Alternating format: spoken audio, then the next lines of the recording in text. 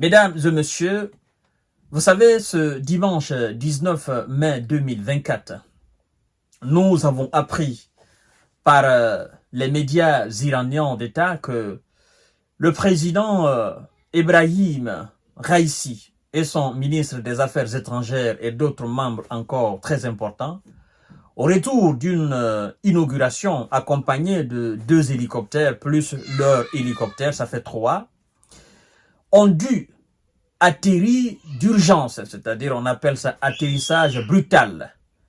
Et alors, d'autres parlent d'accident, d'autres parlent d'atterrissage brutal dans une zone très difficile à accéder. Et que les 2 hélicoptères, je crois bien de l'armée qui les accompagnait, ont atterri sans encombre, n'est-ce pas, dans une autre ville. Mais actuellement, on parle d'accident. D'accord? Même si d'autres disent que c'est un atterrissage brutal. Et depuis les événements, l'accès, n'est-ce pas, la communication a été coupée. C'est-à-dire, on n'arrive pas à les joindre. Selon les informations que nous avons sous la main actuellement. Il y a 1 heure de cela. Et vous savez, quand il y a des situations comme ça, il y a des informations, il y a des contre-informations. Chacun y va de son commentaire. D'accord? Mais ce qu'il faut dire avec, je crois bien, une certaine certitude, c'est qu'en réalité, il y a eu accident. D'accord? Il y a eu accident. Et quelles sont les causes évoquées? Parce que vous savez, l'Iran se trouve dans une position très délicate. Avec les récents événements qu'il y a eu entre l'Iran et son voisin, l'État hébreu.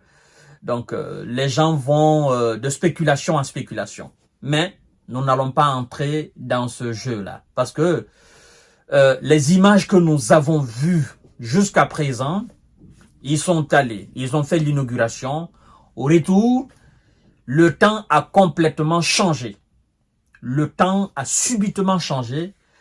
Et donc, il y avait un épais brouillard qui ne disait pas son nom. La visibilité, elle était nulle, complètement nulle. Vous comprenez? On pouvait même pas, selon les informations, le pilote ne pouvait même pas voir plus de, c'est-à-dire à plus de 5 mètres, c'est-à-dire au-delà de 5 mètres, la visibilité était nulle. Et plus de cela, le brouillard, la pluie, et ça a compliqué, n'est-ce pas, le voyage, le retour. Et donc, je crois que dans cette région montagneuse, parce qu'il faut savoir, le nord de l'Iran vers Azerbaïdjan, c'est naturellement aussi des montagnes. D'ailleurs, on décrit la zone comme étant une zone montagneuse.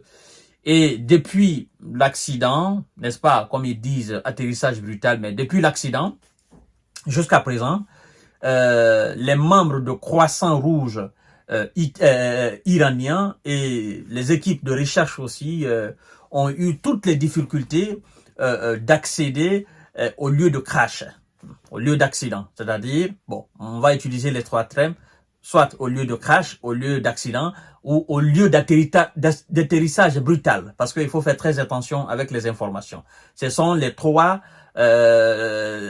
manières pour le moment que les médias se partagent, c'est-à-dire l'atterrissage brutal, le crash, le lieu d'accident. Bon, on va essayer d'utiliser les 3 thèmes comme eux, ils les utilisent depuis ce matin.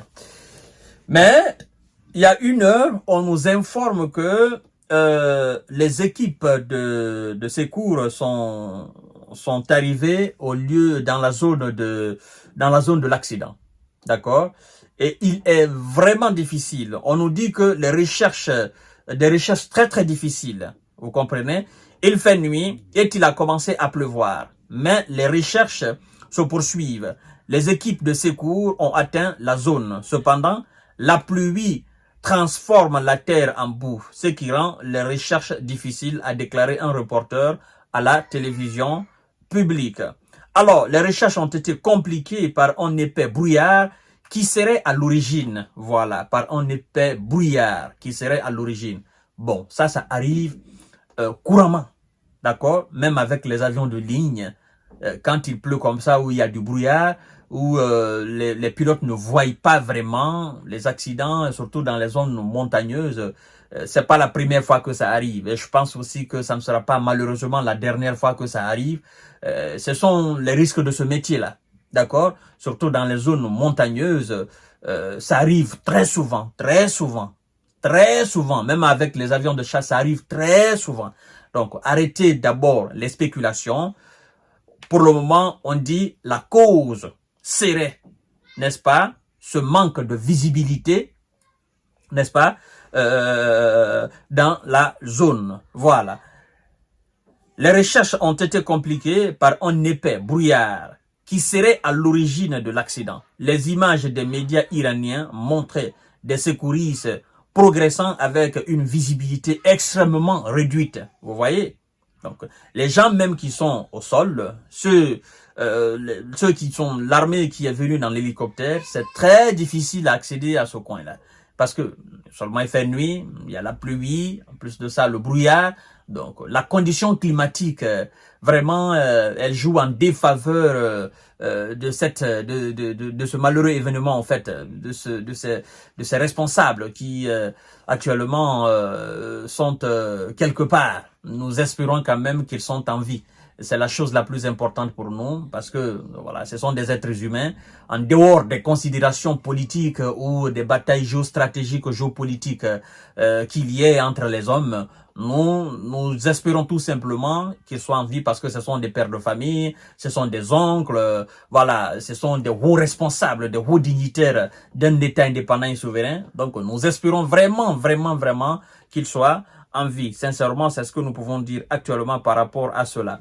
Bon, il faut aussi dire que des pays comme Azerbaïdjan, voilà, ont offert leur aide pour le pays. Voilà, même l'Irak, le Qatar, l'Arabie Saoudite, la Turquie, encore la Russie. Mais la Maison Blanche, les États-Unis ils disent qu'ils sont en train de suivre la situation de près. Voilà, la Commission européenne aussi a dit avoir activé son système de localisation par satellite Copernicus afin d'assister Téhéran.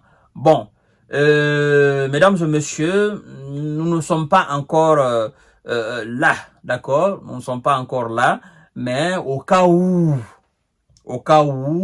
le pire venait à se produire, je veux dire, en cas de repos éternel, n'est-ce pas, du président iranien, qu'est-ce que la Constitution prévoit? Qu'est-ce que les lois iraniennes prévoient?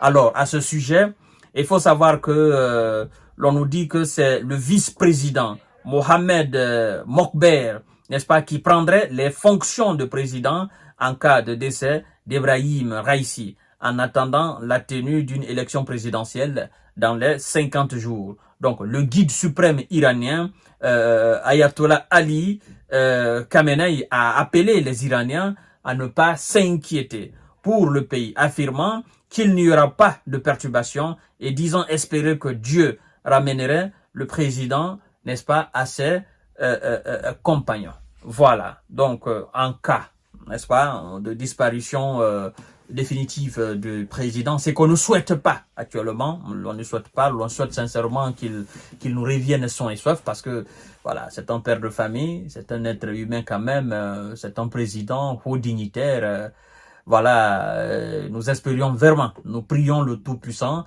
qu'il nous le ramène, c'est la chose la plus importante. Après, le reste maintenant, on va essayer de voir ça. Parce que la politique, une fois que vous mêlez la politique à ce genre de situation, vous compliquez le tout.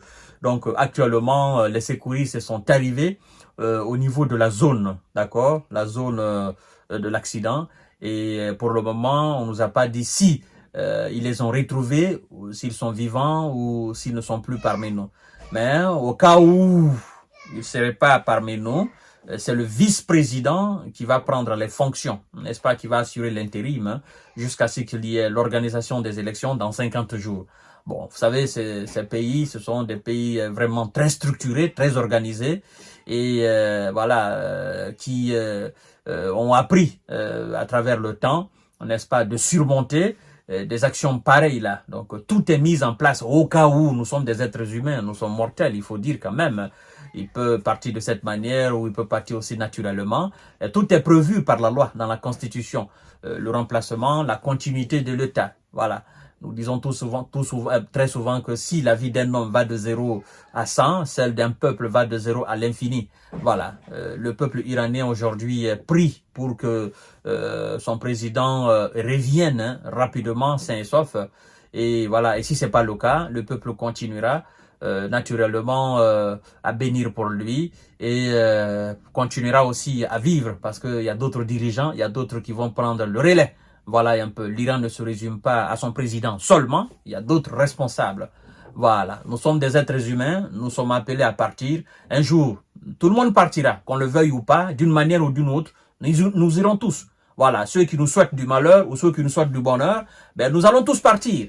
Hein? Nous qui voulons le bonheur et qui veulent le malheur de nous, ou que nous qui voulons le malheur d'eux, nous allons tous partir. C'est ça au fait, voilà, c'est pourquoi je dis souvent que s'il y a une certitude dans cette vie-là, c'est le repos éternel. Voilà, comme l'Éternel nous a déjà prévenu dans les différents saints livres que toute personne, toute âme, n'est-ce pas, goûtera à cette chose-là. Et moi je pense que c'est la certitude que tous les hommes et tous les êtres humains, tous les êtres vivants ont sur cette terre-là. Merci beaucoup à partager la vidéo dans tous les groupes possibles. Abonnez-vous sur cette page. En tout cas, nous prions pour le retour sain et sauf du président et de ses compagnons, n'est-ce pas, parmi ses compagnons aussi. C'est la chose la plus importante que nous souhaitons. Merci beaucoup et à tout à l'heure.